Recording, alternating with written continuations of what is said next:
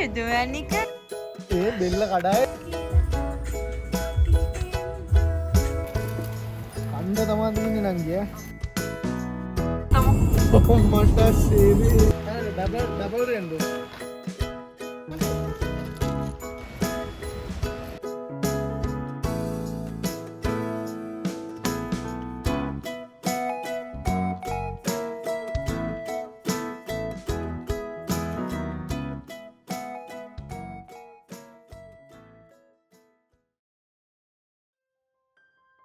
ඔන්න අපි ඉවසිල්ලක් නැතුව බලාගෙන හිටපු දවස උදා වුණා.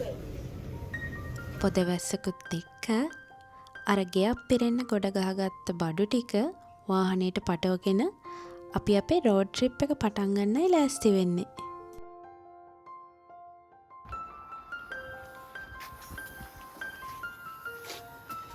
මොකද වඩුකඩ ආයෙ නිකන් ගෙවල් මාරු කරනවා.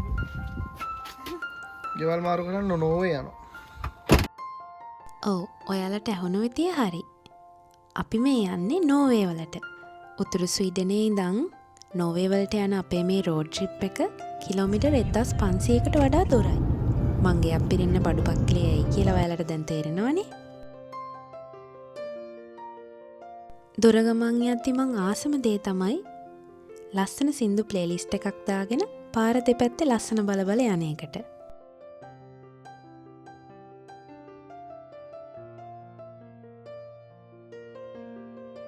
ගමන පටන් අරන් ටික වෙලාවකට පස්සේ ගෙදරින් හදාගෙන ආපු සැන්ඩ්විච් ටෝස්ට් එකකුත් රහ බලලා අපි වාහනේ ඉඳන්ම උණු උණු කෝපි බිව්වා.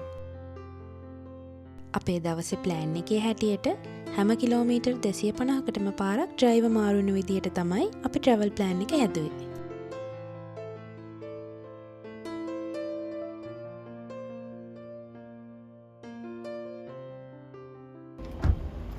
ආනේ ශුදුවනික good morning මේ බෙල්ල කඩායද පළවෙනි කිලෝමීටර් 250ට පස්සේ අපි ඇඟේ හිරියර ගන්නත් එක්ක සර්විස් ස්ටේෂන් එකක් ගාවින් නැවැත්තුවා.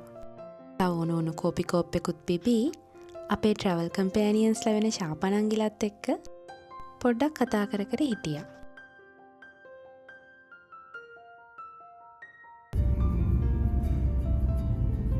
ඊළඟ කිලෝමීටර් 250 මගේ වාරේ. අපි දෙන්නගේ ඇග්‍රීමන්ට් එක තමයි ඩ්‍රයිව් කරන වෙලාවට ප්ලේ කරන්නේ ඩ්‍රයිවර්ගේ ප්ලේලිස්ට් එක.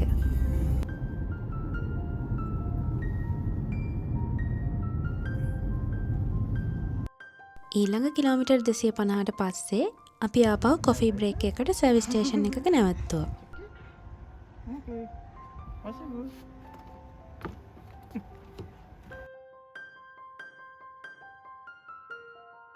මං ඊයේ හදපු ෆිෂ් පේස්ට්‍රි බොක්ස් එක මම මේ වෙලාවේ තමයි එළියට ගත්තේ. ආයේ ගමන පටන් ගත්තේ අපි හිතපුවත් නැති විදිහට පිනිමෝරංචුවක් පාර දිගේ ඇවිදගෙන ආවා.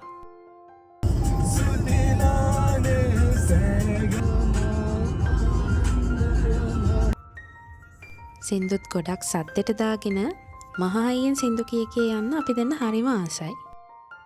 නිල් පාට අහසයි දෙපැත්තේ ආයට තියෙන කොළපාට ගසුයි අපේ රෝඩ් ට්‍රිප් එකට පුදුම ලස්සනක් එකතු කළා.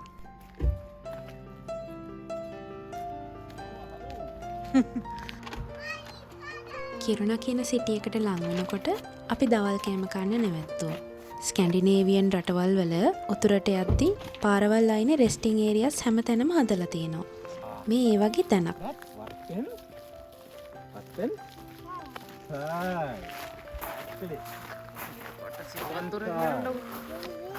අතර පොඩ්ඩක් තියෙන පියදාමුද අපි මේ පිටයි පොඩ්ඩක්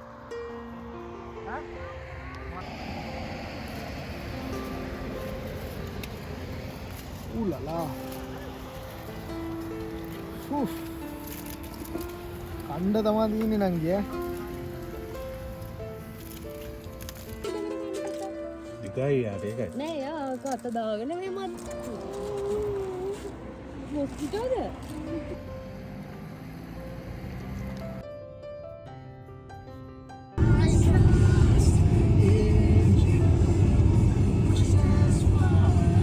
යනකොට හැමතිස්සෙම හම්බුනේ අර චූටි පොඩි එමීට යන කෑලි ටික.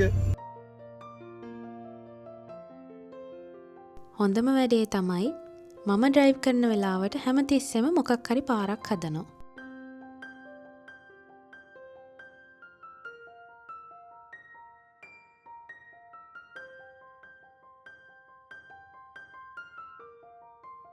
ටිකෙන් ටික අපි නෝවේ බෝඩ් එකට කිට්ටු වෙද්දී වටපිටාවත් පුදුම විදිහට වෙනස් වුණා.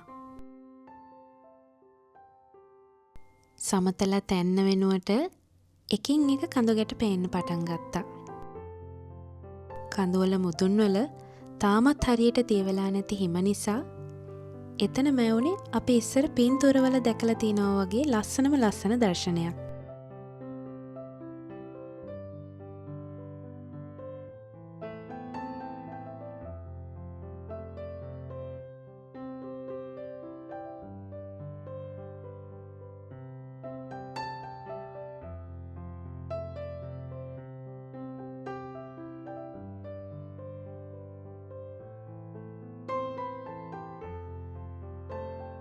වටපිටාවේ ලස්සන කොයි තරම්ද කියනවනම් තවදුරටත් වාහනේ ඉඳන් වටපිට බලන්න අපිට හිතුනේ නෑ. එතනම වාහනේ අයිනක නවත්තලා අපි වශී වෙලා වගේ ඇත බලාගෙන හිටියා. ලස්සන තවත් වැඩි කරන්න තේ තුන දෙකක් එතන පායලා තිබුණා.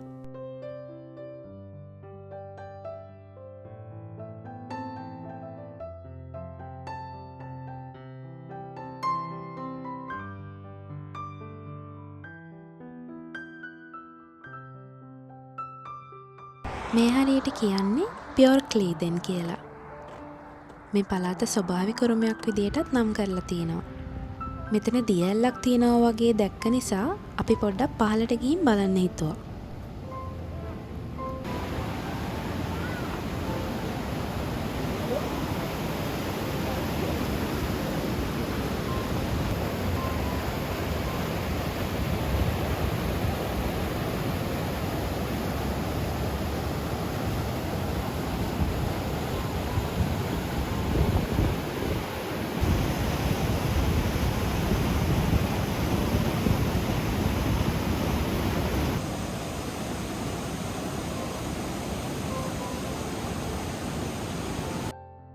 මෙතන තියෙන වී පොයින්ට් එකට නැග්ගම මුළු පළාතම පේනවා.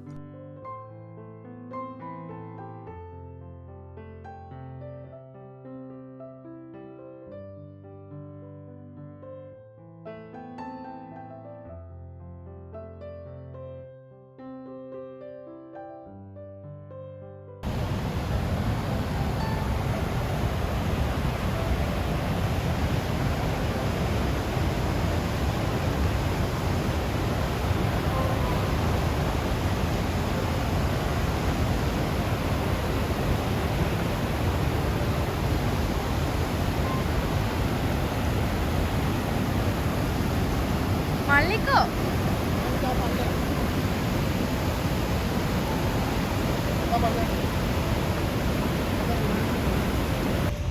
මම මෙච්චර ක්‍රිස්ටල් ක්ලියර් වතුර එකක් දැකලා නැහැ තාම. මේ මං හිතන්නේ ඔය ග්ලේෂියර්ස් දිය වෙච්ච ඒවා. පුළුවන් මම මේ නෑ මං මේක දිහා බලන්න.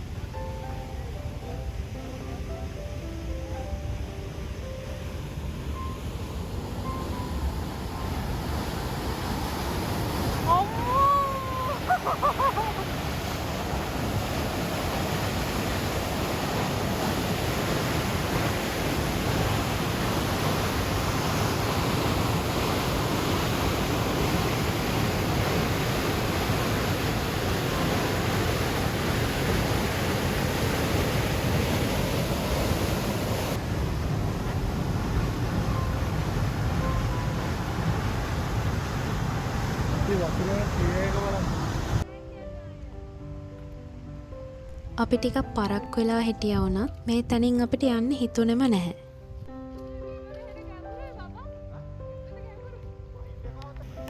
හරිද?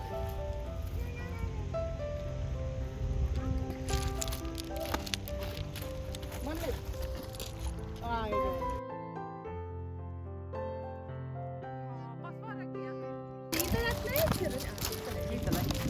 ටිකක් වෙලා ගියා. ඉරව්වත් වැටිලා කණ්ණාඩියක් වගේ වතුර දිලිසෙද්දි මේ තැන වෙනම ලෝකයකට යන්න පුළුවන් දොරක් වගේ නේද කියලා මට හිතුණා.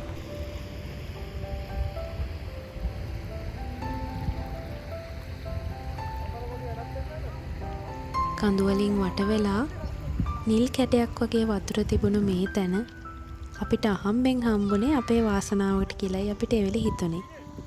මේ තැන අපිව වෙනම ලෝකයකට අරගෙන ගියා.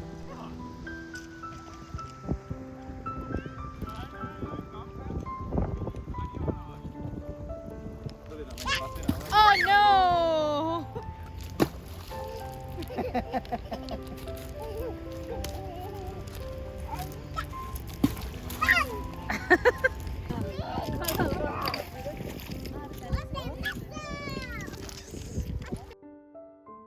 එතන හිටපු වෙලාවේ අපිට දැනුනේ හරියට කාලේ නතර වුණා වගේ. අකමැත්තෙන් වුණත් අපි නවතින තැනට අද රෑ වෙන්න කලින් යන්න ඕන නිසා අපි මේ ලස්සන තැනට සමුදුන්නා.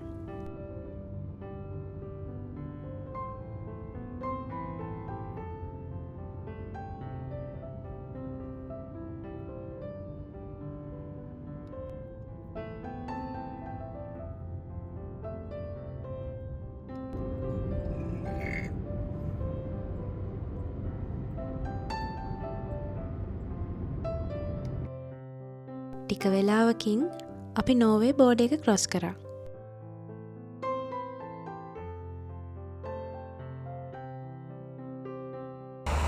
අපි අපේ ඩෙස්ටිනේෂන් එකට ඇවිල්ලා ඉන්නේ දැන් නම් මාරම මහන්සි. පැය 12ක් විතර අපි පාරේ. ගෙදර පොඩ්ඩක් පාස් වුණා. අපි මේ වැරදි තැනින් පාක් කරලා තියෙන්නේ. දැන් ඉල්පයි මල්ලි ඉස්සරහට ගියා මේ ආපහු අරගෙන එන්න කායක.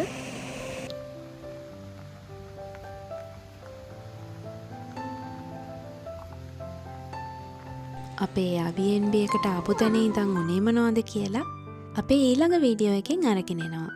එතකන් ගිහින් එන්නම්.